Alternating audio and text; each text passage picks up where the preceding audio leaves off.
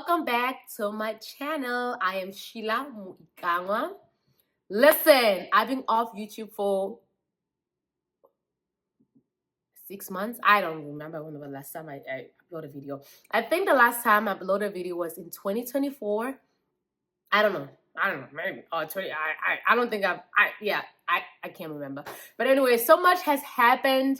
That's why I was like, you know what, let me just go back on YouTube, and because I really love doing and creating, even if it's only a few of you guys are watching, and I'm thankful for you, my 300 subscribers. Thank you so much, guys. Sorry I've been off the YouTube because so much has been happening in my life. Like, life is life right now. Like, our life right now, like, if life is good for you, come on, good for you, and enjoy it. Because I think sometimes in this world we are taught, like, when you're happy, you're supposed to be like, I'm happy. You're not supposed to share your happy. No, share your happy. For us, it hasn't been really that easy, but you know what, that's why I'm here today, to share my story of what's been happening. So stay tuned, subscribe if you're not a subscriber, join the family. Come on, lovies, let's do it. Okay, all right, let's get into the video.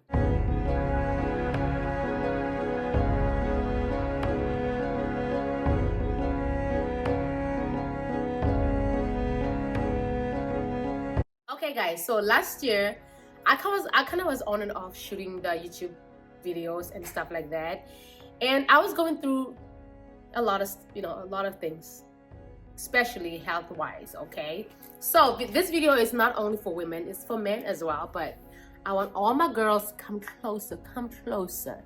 We're about to have a conversations, because I've realized that so many of us as human, but especially the women, I want to talk about women, okay? As humans, men and women, so many people, we tend to keep things to ourselves because we don't want to be judged or portrayed weakness or whatever it could be. But today I'm having conversations with women, okay? So I've been going through some health issues, not like life-threatening. Okay, let me just get right into it. Okay, so in October 2024, I turned 40. Yes, thank you very much. I am in the 40s, baby, in the 40s club. And let me tell you something, the 40s are amazing because you kind of know yourself. You kind of know yourself, but baby, they don't tell you a lot of things, that the back start hurting, the knee starts hurting. But that's not why we're here, okay? So I turned 40 last year. I was very excited. I was looking forward to turn 40. I am still looking forward to turn 41. But anyway, the reason I'm making this video, and I wanted to share with the world, because once I put it on YouTube, it will be out in the world, is because I realized that I was just suffering in silence. And I know a lot of women can relate to this video, so please comment below if what I'm going through, you're currently going through, or you've been through. So, give your girl some tips and advice and whatever, right? And what I'm gonna do today, I'm just sharing my story. I'm sharing my story. It has nothing to do with me being a doctor or being an expert. I'm just telling you my story, my experience, because everybody has their story, their journey, their experience, right? Okay, so it was 2024. I was 2040. I was very excited.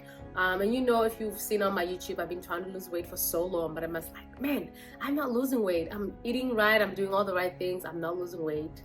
And after, you do like a couple of weeks, you don't lose weight. Me personally, I'll just give up. I'll just start going back again. Like, I'm not losing weight. I might as well start eating whatever or not caring in the world. So in 2024, after my birthday, so I am one person that I go to doctors all the time.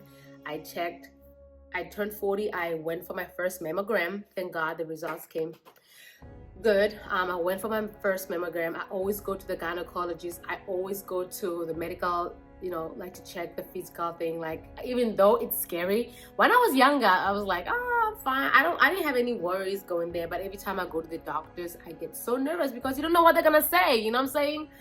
We grow, our bodies changes, and I'm always nervous. Like, the nurses could tell you at my doctor's office, like when they have to do that high blood pressure thing, baby, I'm always nervous, and the BP always goes up. And they're like, are you on a high blood pressure meds? I'm like, no, I'm not. I'm just nervous. I don't know why when I see that blue thing, it makes me nervous. That's another story. But see, I'm telling you my secret. I'm opening up today. So anyway, it was 2024. I did my first mammogram in October after I turned 40. You don't do it before 40, so I had to do it after 40.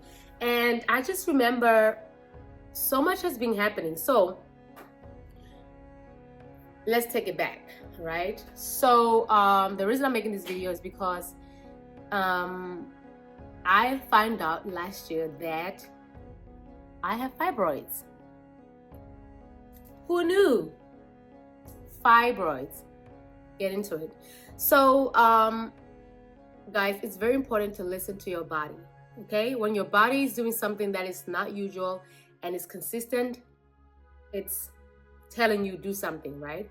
So apparently I've been having fibroids for the last 3 years, I'm thinking, because I remember I moved to my place 3 years ago, and around that time I noticed that every time I would go on my periods, like they would really hurt. Like back in the day, I'll go to my periods regularly.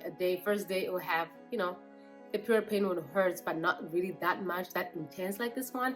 And they will just only last for 4 or 5 days, and that's it, right?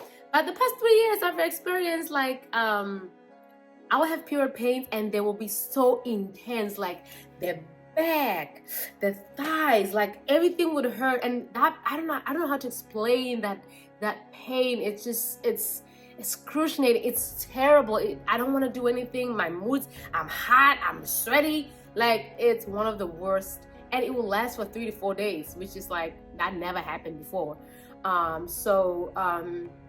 Yeah, and I was like, man, something is going on. So I told, and then after that, I realized that, oh, okay, so now when I go to my periods, it's no longer 5 days, it goes on for like 10 days, right? I'm like, maybe it's because I'm getting closer to 40, maybe that's why, that's what I'm telling myself. But, and then, I think I expressed that to my friends, and you know, I don't remember what we said, whatever.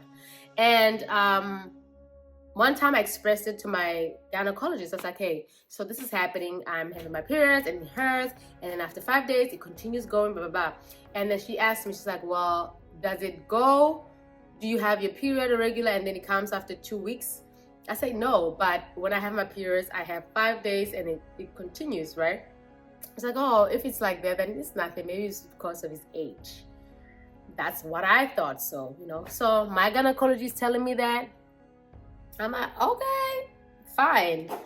She knows what she's doing. She knows what she's talking about. So maybe that's the case. And then it continues, keep going on, keep going. I'm like, man, this is not normal. The period pains, they should not be hurting like this. And why am I going on my periods? And it goes on for like 10 days, right? I'm like, this is not normal. Like there's something not right. So I went to a friend of mine and we were having this conversation. She's like, you know, Sheila, I think you should go to the gynecologist. I'm like, girl, I already told 2 gynecologists. They told me, like, girl, you have nothing to worry about. You're good.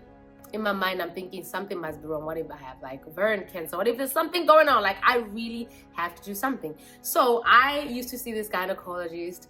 She was a Black woman. You know, I'm all for Black. I'm all black everything. I'm rooting for everybody Black. But I'm gonna tell you, I'm not gonna lie to you. This gynecologist, she was really nice. She was not a nice lady. Every time she'll ask me questions like, oh, when was your last period? And I don't remember, because you know, I put my thing on the app for, you know, periods, whatever. So I'm like, oh, I'm not quite sure, I don't remember. Let me just go. Because again, with my situation, having to be, you know, having periods for longer days, sometimes you lose track. I was like, oh, let me check on my phone. And she will do like she will be so annoyed, like roll her eyes, like stuff like that. So I was very scared to open up to her. And I remember one time before I turned 40, I know I'm going another way of the topic, but stay with me. She said to me, you know, you're gonna be 40. You should start thinking about having kids. Like I've never had a woman in my life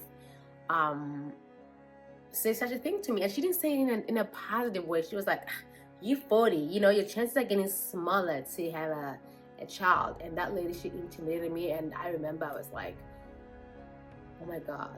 I went home, cried, told my friends, and she always made me uncomfortable. So for me to open up to her, to tell her things, it was scary. So back to the fibroids. So a friend of mine was like, Sheila, you know what? I was like, I really want to go to the doctor. I want to change gynecologist, and I really want to see what's going on. So my friend, so yes, that's what I did. I actually was like, you know what? I did it after my birthday. I was in October. I was like, that's it. I'm doing this because something is not right. I know my body. This has been going for so long and something has to be done. And I have 2 people already told me who are professionals, like, girl, you good. Okay, but no. I know my body. I know myself. That's why you have to vow. You have to stand up for yourself, because if you don't, people will take advantage of you, especially doctors. They don't want to hear you, okay? They don't want to hear you. They don't want to hear you. But that's your body. You know your body. Come on, stand up for yourself. Anyway, so I make an appointment finally. I was like, no, I got to see what's happening. Make an appointment. I was like, hey, I want to make an appointment to see a gynecologist, and I no longer want to see Mrs. Who and Who. I'm not going to say names. I want to change gynecologist because I don't feel comfortable with her. Please. And they're like, oh, no worries. Who would you like? You prefer male or female? I was like, do I want to do a female? I was like, no, let me do a male. Let me try something different. I know we've heard stories about male. I was like, you know what? This man went to school to learn about the vaginas and stuff. So, let me just try a male one. Let me just see what's good, because the lady, she really traumatized me, and I was very scared to open it up. I was like, oh my God, don't come for me, stay, ooh, lady. Anyway, so they gave me, thank God, it didn't take like 2-3 months to get an appointment. I was able to get an appointment, I guess, within a week or so. So I went and saw him. So thank God at the time I was not on my period. So I go there, I introduce myself. I won't say his name. Shout out Dr. You know yourself. I mean, I don't know if you watch YouTube, but whatever. So I went to him. I was like, hey, listen, I'm changing gynecologist. I'm a bit with you right now. So here's my history, what's going on. I'm here today to let you know, like, man, something ain't right. I'm explaining, I'm having, every time I go through my periods, I feel like a truck is hitting me and it's throwing me under, and it's just not nice, and the periods are like long. So she was with assistant nurse in the room, and then I lay down and she put thing there, try to see what's going on. It's like, oh, I don't see anything weird, but I don't know. I think what we're gonna do is we're gonna schedule you an ultrasound. I was like, cool. In a week or 2. Yes, before Thanksgiving. So we are going to schedule you ultrasound and see what's happening. So I schedule ultrasound, baby.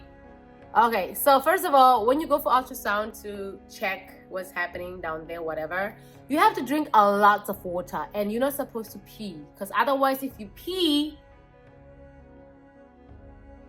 they can't see nothing on the machine, on the ultrasound. So you have to keep drinking water.